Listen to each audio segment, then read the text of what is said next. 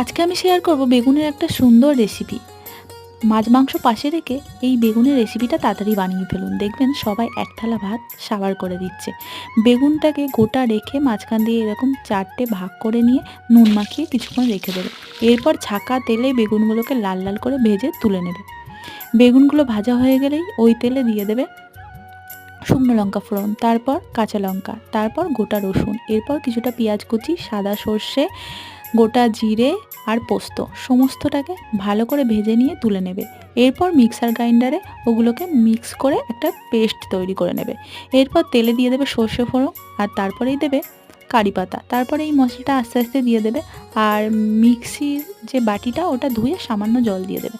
তারপর বেগুনগুলোকে দিয়ে পরিমাণ মতো লবণ দিয়ে দেবে আর নামানোর আগে সামান্য একটু চিনি দিয়ে নামিয়ে নাও এই রেসিপিটা। এটার নাম আর আমার জানা নেই, তোমরাই এটার নাম দিয়ে দাও।